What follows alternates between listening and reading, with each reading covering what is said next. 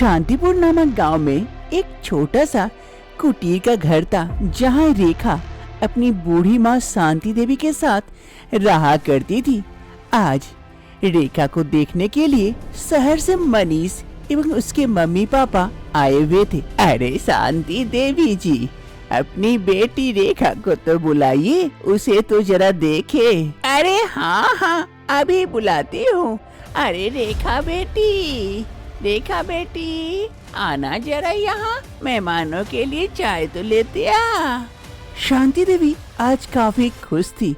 तभी रेखा आती है चाय लेकर मेहमानों के लिए। ये लीजिए चाय। अरे हाँ हाँ बेटी, यहाँ रख दो। मनीष की माँ लता देवी और पिता महेश प्रसाद रेखा को गौर से देखते हैं, अच्छी तरह से। अरे बेटी, तुम्हें खाना बनाने आता है ना? अरे लता देवी जी, उसकी चिंता मत करिए, इतना सारा खाना बनाने आता है कि हम खा खा के परेशान हो जाते हैं। आपके घर में खाना क्या, इतने सारे चीज बना के खिलाएगी, आप लोगों का तो मुंह खुला का खुला रह जाएगा। बहुत ही स्वादिष्ट खाना बनाती है।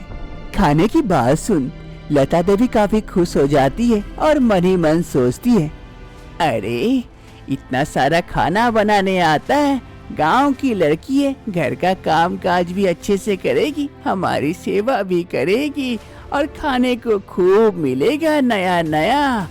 लड़की भी देखने में ठीक ही है, मैं रिश्ता पक्का कर देती हूँ। अरे बेटा मनीष, तुम्हें लड़की कैसी लगी? अरे माँ, अब मैं क्या बताऊँ। अरे शांति देवी जी, हमारे तरफ से ये रिश्ता पक्का समझिए, हमें तो लड़की खूब पसंद आई। अब जल्द से जल्द हम इसे अपनी बहू बनाकर अपने घर, अपने शहर लेके जाना चाहते हैं। ये बात सुनकर रेखा काफी शर्मा जाती है और वहाँ से चली जाती है। अरे ये तो बड़ी खुशी की बात है कि हमारी बेटी आपके घर जाएगी, आप जैसे भले परिवार में रहेगी, सुख शांति से रहेगी। मैं आज ही पंडित जी से बात करती हूँ। फिर एक अच्छा समय देखकर जल्द से जल्द मनीष और रेखा की शादी करा दी जाती है। इस शादी से शांति देवी काफी खुश होती है, शांति देवी के साथ साथ रेखा भी, क्योंकि अब उसे गांव से शहर जाने का मौका जो मिल रहा था। और इधर मनीष एवं उसका परिवार भी काफी खुश थे इस शादी से। शादी की दूसरी रोज सुबह की पहली किरण के साथ लता देवी का दरवाजा नॉक होता है। माँ जी उठिए माँ जी। अरे इतनी सुबह सुबह क्या हो गया बहू को? बहू आवाज लगा रही है लगता है, जल्दी जाके देखती हूँ। लता देवी जल्दी से जाकर दरवाजा खोलती है। सामने उसकी बहू थी, चाय का कप लिए। अरे बहू, इतनी सुबह सुबह क्या हो गया? माँ जी वो कुछ नहीं, आप लोगों के लिए चाय बना के लेके आई हूँ ना, इसीलिए चलिए चाय पी लीजिए। अरे भाग्यवान, क्या हो गया इतनी सुबह सुबह? कुछ नहीं जी, आपकी बरसों की तमन्ना अब पूरी होगी। बहू चाय बना के लेके आई है, सुबह सुबह बेटी मिलेगी आपको अब से। माँ जी आप लोग चाय पीजिए, तब तक मैं बाकी का काम देखती हूँ। ये कहकर रेखा चली जाती है और इधर महेश प्रसाद और लता देवी बिस्तर पर बैठकर चाय पीती है सुबह सुबह। अरे भाग्यवान, चाय बहुत बढ़िया और टेस्टी बना है, ऐसा चाय दुकान में ही मिलता है, अब तो घर में भी मिलेगा, वो भी बेटी। तुम्हें तो मैं बोल बोल के थक गया, लेकिन कभी भी तुम इतनी सुबह चाय बना के नहीं दी। आज देखो, बहू आते ही पहला दिन ही मिल गया सुबह सुबह चाय। सुबह सुबह चाय पीने का मजा ही कुछ है। हाँ हाँ, चाय तो बहुत बढ़िया बनाई है हमारी बहू। इधर रसोई में रेखा खाना बना रही होती है। तभी रेखा की सास लता देवी सुगंध सुनकर वहाँ पहुँच जाती है। अरे बहू क्या बना रही हो? बहुत अच्छी सुगंध आ रही है, बाहर तक जा रही है। ऐसा सुगंध तो हमारे घर में कभी नहीं हुआ। आज बहू के आने से लगता है कुछ बढ़िया खाने मिलेगा। अरे हाँ माँ जी, क्यों नहीं, देखिए ना बहुत तरह के सब्जियाँ पकवान बना रही हूँ, आप चलिए जाके बैठिए, मैं लेके आती हूँ। अरे हाँ हाँ बहू, थोड़ा जल्दी लेके आना, ये सुगंध सुनकर रहा नहीं जा रहा है। लगता है पेट में चूहे कूदने लगे पहले से। जल्दी ला, मैं जाकर बैठती हूँ और तेरे पापा को भी बुला लेती हूँ। ये कहते हुए लता देवी वहाँ से चली जाती है। अरे सबको लगता है बड़ी जोर की भूख लग गई है, मैं जल्दी जल्दी से बना लेती हूँ और लेके जाती हूँ। आज तो मैं पूरे 10 तरह के पकवान बनाई हूँ, सबको खाकर मजा आ जाएगा। फिर देखा जल्दी जल्दी से खाना निकाल लेती है और लेकर जाती है। अरे भाग्यवान, तुम कह रही थी बहू का खाना बनाना हो गया है, बड़ी अच्छी सुगंध आ रही है, भूख भी लगी है। हाँ है खाना। अरे पापा जी, इंतजार की घड़ी खत्म हुई, आ गया आप लोगों का खाना, ये लीजिए। खाना देखकर महेश प्रसाद एवं लता देवी दोनों आश्चर्य हो जाती है इतने प्रकार के खाना देखकर। अरे बहू, ये क्या, इतने सारे प्रकार के खाने? अरे हाँ बहू, इतने सारे प्रकार के देखकर तो लालच आ गए। हमने एक साथ इतने सारे प्रकार के खाने कभी नहीं खाए, वो भी सुगंध से लग रहा है बहुत ही स्वादिष्ट होंगे, मुझसे तो रहा नहीं जा रहा है। अरे हाँ माँ जी पापा, आप लोग खाना शुरू कीजिए, 10 प्रकार के पकवान बनाए हैं, कम हो गया तो कहिएगा, अब की बार थोड़े और ज्यादा बना दूंगी। अरे नहीं नहीं बहू, ये बहुत ज्यादा है, इसी में हमारा मन भर जाएगा, अब तो खाने का मजा ही कुछ और है बहू के आने से। फिर लता देवी और महेश प्रसाद दोनों ही बैठकर खूब मजे से खाना खाते हैं। दोनों का पेट भर जाता है तब भी खाते हैं, क्योंकि खाना इतना स्वादिष्ट जो था। पेट भर गया बहू, मजा आ गया खाकर, आज लग रहा है पहली बार खाना खाया हूँ। पापा चिंता मत करिए, हर रोज आपको ऐसे ही खाना मिलेगा, पेट भर के खाइएगा। ऐसे ही अब धीरे धीरे दिन बीतने लगते हैं।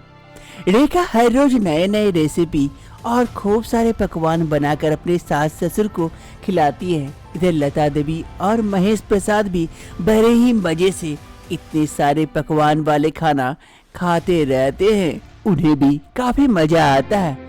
ऐसे ही 5 दिन बीते ही थे कि इधर महेश प्रसाद और लता देवी की हालत खराब हो जाती है, दोनों का पेट खराब हो जाता है। ए जी, हुआ तो जल्दी से बाहर निकलिए, मुझे जाना है। अरे हाँ हाँ भाग्यवान, निकल रहा हूँ, हालत खराब हो गई है, जाओ जाओ। ऐसे ही एक निकलते हैं तो दूसरा अंदर जाता है, ऐसे ये सिलसिला चलते रहता है।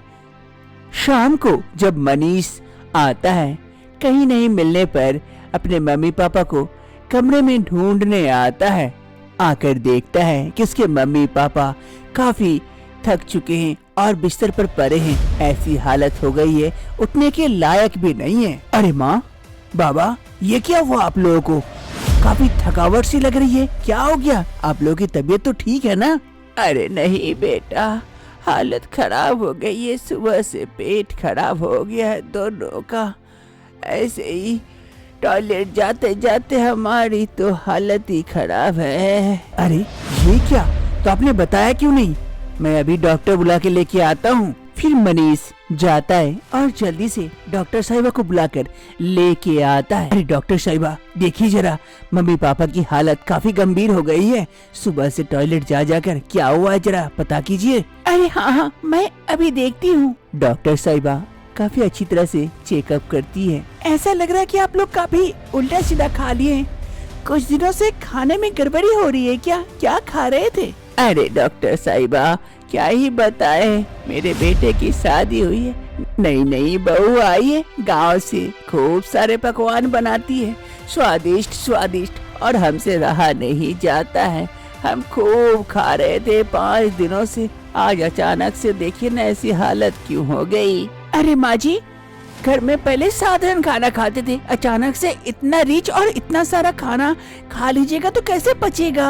आप लोगों को भी समझना चाहिए, अपनी बहू को बता दीजिए एकदम से खाना बंद, सिंपल खाना बनाए, तभी आप लोग स्वस्थ रह पाइएगा, वरना फिर से हालत खराब होगी। अभी मैं दवाई दे देती हूँ, 1-2 रोज में ठीक हो जाइएगा। ये कहते हुए डॉक्टर साहिबा वहाँ से चली जाती है। क्या माँ पापा, तुम लोग भी रेखा से इतना सारा खाना बनवाती हो, वो भी मजे मजे से बना देती है तुम लोगों का प्यार जीतने के लिए, और अब लो तुम लोगों की तबीयत खराब हो गई। मैं जाकर रेखा से मना कर देता हूँ, अब से वो सिंपल खाना बनाएगी, ज्यादा नहीं। मनीष वहाँ से चला जाता है। लो जी भाग्यवान, हमारे फिर से पुराने दिन वापस आ रहे हैं। अब क्या ही कर सकते हैं, हजम ही नहीं हो रही है खाना तो। बहू बेचारी खूब बनाती थी, हमारी प्यारी बहू बहुत अच्छी है। अब से रेखा सिंपल सिंपल खाना बनाती है, एक सब्जी और चावल, और अपने सास ससुर को परोसती है। सास ससुर को ये पसंद तो नहीं आता है, लेकिन बेचारे कुछ कह भी नहीं पाते, उन्हें खाना हजम ही नहीं हो रही थी। अब तो लगता है हमारी किस्मत में यही लिखा है, यही खा के अब जिंदा रहना पड़ेगा। हाँ जी, अब कर भी क्या सकते हैं। अब रेखा ऐसे सिंपल खाना बनाती है और अपने सास ससुर और पति के साथ आगे की जिंदगी खुशी से बिताती है। सभी कोई काफी खुश रहते हैं और रेखा को खूब प्यार करते हैं। ऐसे ही 1 साल बीत जाते हैं। 1 साल बाद रेखा एक प्यारे से बच्चे को जन्म देती है। इस बच्चे के आने से पूरा परिवार खुशी से झूम उठता है।